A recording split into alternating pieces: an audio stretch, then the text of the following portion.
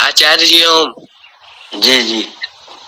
हमारा प्रश्न ये है कि हमें बताया जाता है कि हर युग के बाद प्रलय काल भी आता है। हाँ हाँ।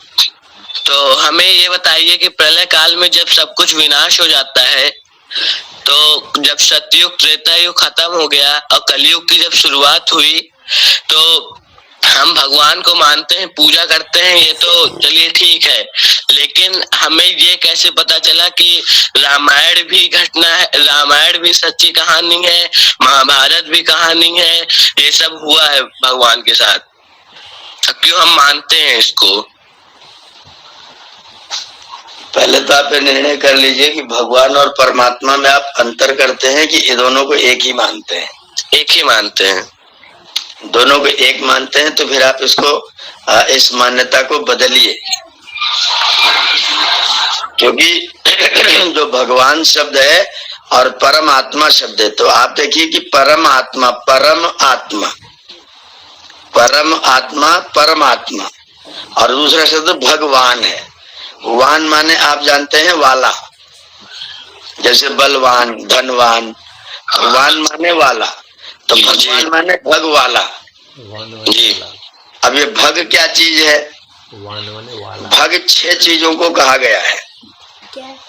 ईश्वरीय गुण, सत्य, ज्ञान, वैराग्य, श्री, जो शोभा आपके अंदर, अच्छी वाणी, अच्छे कर्म इत्यादि, ऐसी 6 चीजों का नाम है भग। तो वो जिस किसी के पास है, मतलब मानव के शरीर में रहता हुआ भी कोई व्यक्ति भगवान कहला सकता है, लेकिन परम कोई नहीं हो सकता। परम केवल एक ही हो सकता है। परम माने लास्ट, अंतिम, उसके आगे पीछे कोई नहीं। तो परम जो होता है वो केवल एक ही हो सकता है।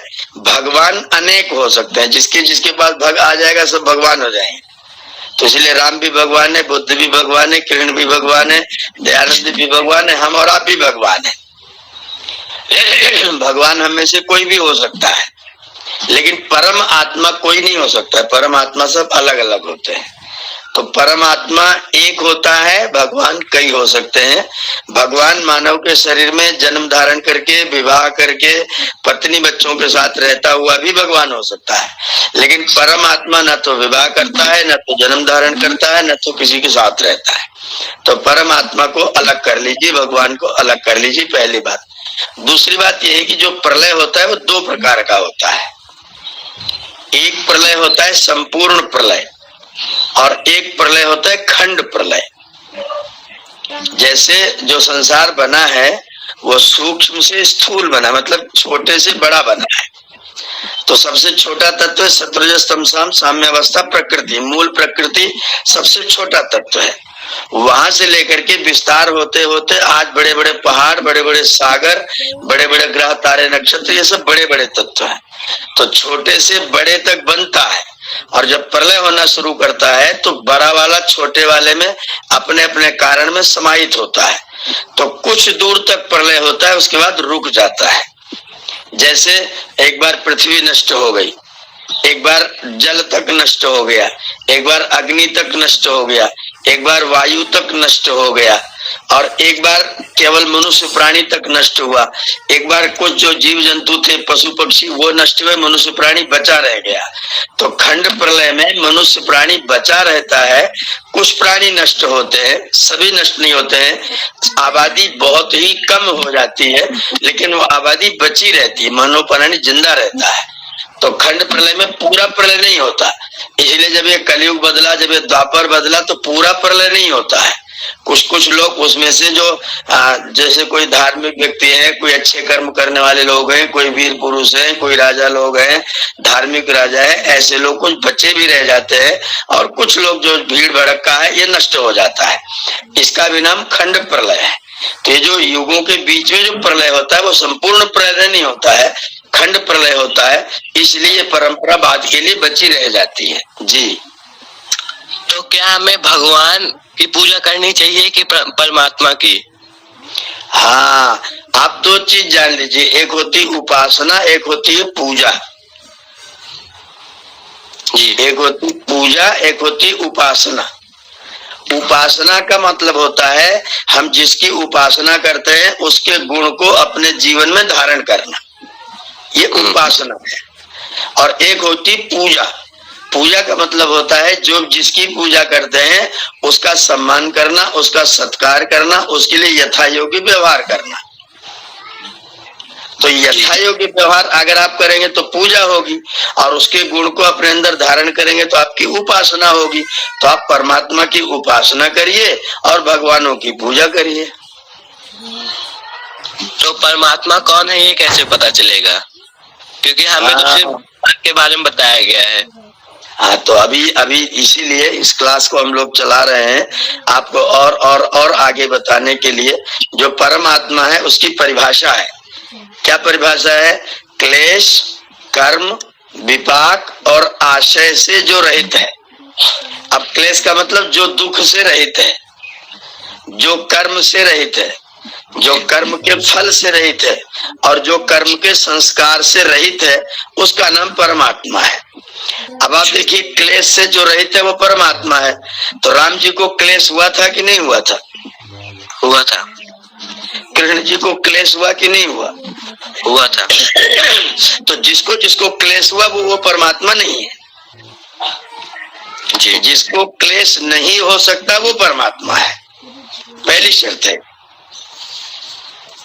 जिसको क्लेश हो, दुख हो, सुख हो, लड़ जाए, भिड़ जाए, विवाह कर ले, पत्नी बच्चे कर ले, परिवार में रहे, युद्ध में सम्मिलित हो जाए, वो भगवान है। लेकिन क्लेश से रहित नहीं है, इसलिए वो परमात्मा नहीं है। ये परमात्मा और भगवान की परिभाषा अलग करके बताई गई है। अब रह गया परमात्मा नाम का जो तत्व है जिसको आप जानना चाहते हैं।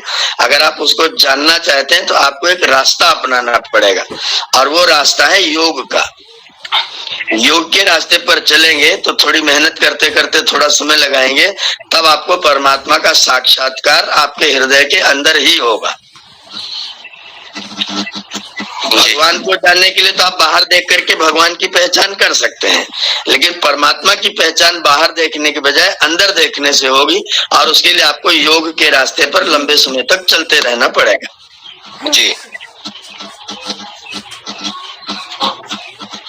जब हम अगर भगवान एक मानव भी हो सकता है, तो जो कृष्ण जी हैं, राम जी हैं, ये इसका मतलब एक मानव है। बिल्कुल है, बिल्कुल है। आप देख रहे शरीर है, माता के गर्भ में से बाहर हुए, वो देवकी से पैदा हुए, वो कौशल्या से पैदा हुए, इनके पिताजी दशरथ जी हैं जी। लेकिन हमें बताया जाता है, रामायण में भी लिखा है कि राम जी प्रकट हुए हैं, ना कि पैदा हुए। सुनो, मैं आपको चौपाई सुना रहा हूँ। रामायण की बात करेंगे तो जब ये भगवान राम जा रहे थे किष्किंधा पर्वत पर, तो किष्किंधा पर उसमें सुग्रीव रुके हुए थे जी। तो सुग्रीव राज्य से भगाए गए थे, तो किष्किंधा पर्वत पर इन्होंने अपना स्थान बनाया हुआ, तो वहां रुके हुए थे। तो इन्होंने जब ऊपर से देखा कि कोई दो लोग आ रहे हैं, तो उनको ऐसा डर लगा कि हो सकता है कि बाली के दूत हों। तो उन्होंने हनुमान जी को ब्राह्मण के वेश में भेजा कि जाओ और पता करो कि ये दोनों कौन है। तो वहां पर हनुमान जी आए हैं राम जी से मिलने के लिए। तो रामचरितमानस की बात बता रहा हूँ मैं आपको। रामचरितमानस में लिखा है कि जब हनुमान जी यहाँ आए तो उन्होंने कहा कि को तुम श्यामल गौर शरीरा क्षत्रिय भेष फिरौ रणधीरा। तुम श्यामल और गौर शरीर वाले दो जने कौन हो जो क्षत्रिय के भेष में वन वन में घूम रहे हो? तो राम जी ने कहा, कौशलेश दशरथ के जाए, हम पितु वचन मान वन आए। कौशल के राजा दशरथ के हम पुत्र हैं और पिता की आज्ञा मान करके हम वन में आए हुए हैं। तो हम कौशलेश दशरथ के पुत्र हैं, राम जी स्वयं कह रहे हैं। तो प्रकट होने की बात कहाँ से आई? तो इसमें ये भी तो नहीं कहा उन्होंने कि पैदा हुए हैं। जाए माने क्या है? जाए ये तो दुनिया जानती है कि वो दशरथ और कौशल्या के पुत्र हैं। तो फिर बिना पैदा हुए पुत्र हुए हैं? नहीं, अब उनके घर से हुए हैं तो उन्हीं के पुत्र होंगे ना। तो भाई तो पैदा हुए तभी तो उनके पुत्र हुए। रामचरितमानस में लिखा, जा दिन ते हरि गर्भ ही आए। जिस दिन से राम जी गर्भ में आए, तो गर्भ में आए तो पैदा नहीं हुए तो कैसे हुए?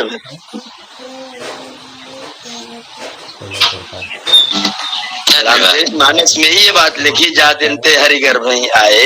तो रामचरित मानस ही घोषणा कर रहा है कि वो पैदा हुए हैं, गर्भ में आए हैं। ये जो बताया, ये जो कथाकार लोग कथाएं कह रहे हैं ना कि राम जी पैदा नहीं हुए, प्रकट हो गए हैं, वही साक्षात परब्रह्म परमात्मा है। अब एक बात आप प्रश्न करो अपने मन में, अगर राम जी साक्षात परब्रह्म परमात्मा हैं तो दशरथ से पहले परमात्मा था कि नहीं था? था। अगर था तो फिर राम जी कैसे परमात्मा हुए? अगर दशरथ जी संध्या करते थे, हवन करते थे, उपासना करते थे, तो किसकी पूजा उपासना करते थे? जब आप प्रश्न करने लग जाओगे ना तो ये जो मान्यता लोगों ने प्रचारित कर रखी, सब मान्यता टाटा फिस हो जाएगी। राम जी भी तो संध्या पूजा करते थे। प्रातः काल उठे रघुनाथा, मात पिता गुरु नामहि माथा, प्रातः काल गुरु आय सुपाई, संध्या करन चले दो भाई। तो किसकी संध्या? जब खुद परमात्मा थे तो संध्या किसकी कर रहे थे वो? जी। तो ये रामचरित मानस जो कहीं कह रहा प्रकट हो रहे हैं, कहीं कह रहा संध्या करने जा रहे हैं, कहीं कह रहा ये कर रहे हैं, कहीं कह रहा कि पत्नी खो गई तो जंगल जंगल भटक करके रो रहे हैं, कहीं समुद्र से रास्ता मांग रहे तो नाराज गुस्सा हो जा रहे हैं। विनय न मानत जलद जड़ गए 3 दिन बीत, बोले राम सकोप तब। जिसको क्रोध आता है वो परमात्मा हो ही नहीं सकता है। जिसको क्रोध आ रहा है वो परमात्मा नहीं हो सकता, भगवान हो सकता है, परमात्मा नहीं हो सकता है। तो रामचरित मानस की सारी बातों को इकट्ठा करेंगे तो आपको पता चलेगा कि राम जी पुरुष थे, मानव के शरीर में होकर पैदा हुए थे, सीता के पति थे, लवकुश के पिता थे, दशरथ के पुत्र थे, भरत के भाई थे, शत्रुघ्न के लक्ष्मण के भाई थे, और वशिष्ठ के शिष्य थे, वाल्मीकि के क्या नाम अपने विश्वामित्र जी के शिष्य थे, और भारद्वाज आदि तमाम महर्षियों से मिलकर के अनेक तरह की विद्या और कला उन्होंने सीखी थी। सारे व्यवहार मानववत वो कर रहे हैं और उनके अंदर विशेषता स्पेशलाइजेशन है, स्पष्टता है, मर्यादा है, इसलिए वो भगवान है, लेकिन परमात्मा नहीं है। धन्यवाद आचार्य जी। जी, इसको बिल्कुल क्लियर करना चाहिए, इसको स्पष्ट रखना चाहिए। और जो मान्यताएं समाज में प्रचलित है वो मान्यताएं ठीक नहीं है, उन मान्यताओं पर विचार करना चाहिए।